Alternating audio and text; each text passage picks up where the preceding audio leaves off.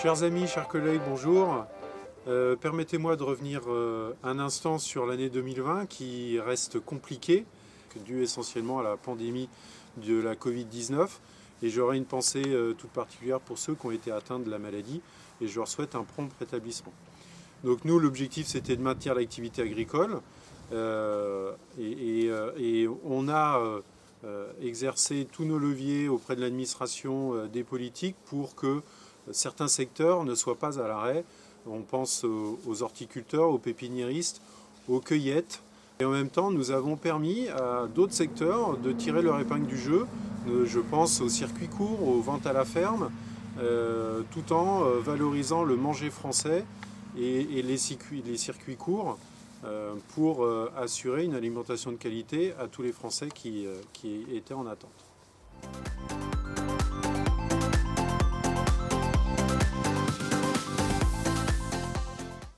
Notez que les aléas climatiques se sont cumulés aussi cette année. Après un automne humide, nous avons subi dès le printemps une période de sec qui a amené des impacts sur les levées, mais aussi sur les récoltes de cet été, avec certains d'entre nous qui ont eu jusqu'à moins 30, moins 40% de baisse de rendement. Et donc nous avons essayé de trouver des solutions pour les accompagner dans ces difficultés. Donc suite à ces aléas, il a fallu trouver des réponses aux plus touchés. Donc, nous avons œuvré auprès de l'administration pour avoir un dégrèvement de 30% de TFNB. Nos partenaires habituels, qui sont le Conseil régional, a débloqué une enveloppe de 2 millions d'euros où les dossiers se finalisent pour aider les plus touchés au-delà de 30% de pertes. Le conseil départemental a aussi aidé les jeunes agriculteurs. Et puis après, avec nos partenaires habituels, on essaie de trouver des adaptations financières, que ce soit chez les banques ou à la MSA. N'oublions pas tout le secteur élevage qui a aussi subi de plein fouet ces aléas avec les pertes de fourrage conséquents. À cela, le conseil régional a débloqué une aide pour les accompagner et les soutenir dans ces difficultés. Sachez aussi que la Chambre d'agriculture est très motrice sur tout un tas de projets de diversification et soutient l'élevage pleinement en Seine-et-Marne, qu'il soit bio ou pas d'ailleurs. Et les collaborateurs de la Chambre sont à votre disposition pour répondre à vos projets.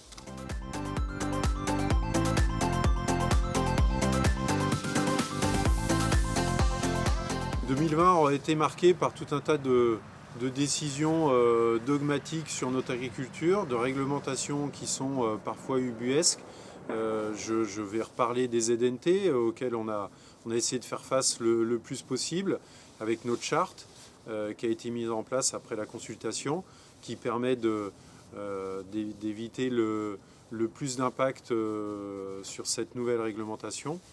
Et puis bien sûr le sujet néonicotinoïdes, avec un impact majeur sur la production de betteraves, où on a eu la chance d'avoir un ministre à l'écoute qui a permis de revenir sur cette loi, avec aussi tout un travail auprès des parlementaires pour faire que l'année prochaine, vous pourrez ressemer des betteraves sans risque d'avoir des hectares de pucerons avec des rendements qui pouvaient, dans nos secteurs, aller jusqu'à moins 70%.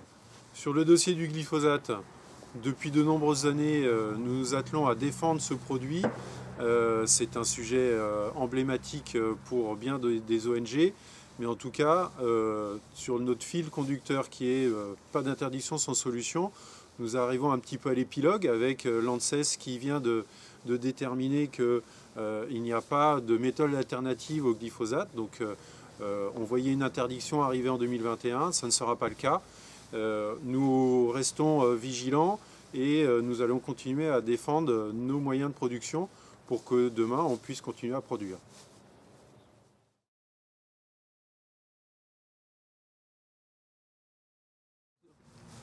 Voilà pour la petite rétrospective de l'année 2020. Maintenant, il faut regarder devant, regarder 2021 et nous avons tout un tas d'enjeux. Récemment, on nous parle d'un plan pollinisateur avec sûrement beaucoup de contraintes encore pour l'utilisation des produits phytosanitaires que nous nous défendrons corps et âme et nous avons une écoute encore attentive auprès du ministre. Ensuite, il faut avant tout garder un métier attractif pour que le renouvellement des générations puisse se faire. Et on voit bien que la population agricole est vieillissante. Donc ça, c'est un enjeu majeur. On sera attentif encore cette année. Nous avons une nouvelle convention collective sur le plan social qui va arriver. Et donc, on sera à même de vous aider à les mettre en place dans vos exploitations.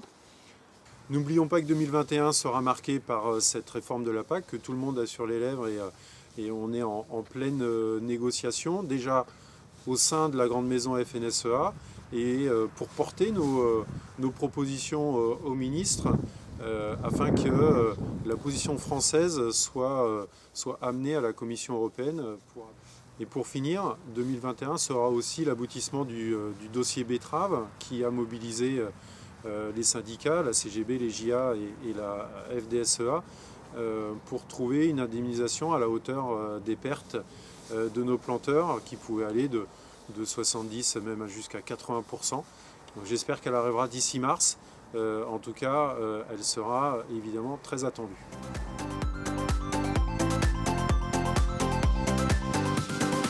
En tout cas, 2021 sera une année encore avec plein de sujets majeurs. Comptez sur votre FDSEA pour les relever et pour vous défendre au quotidien.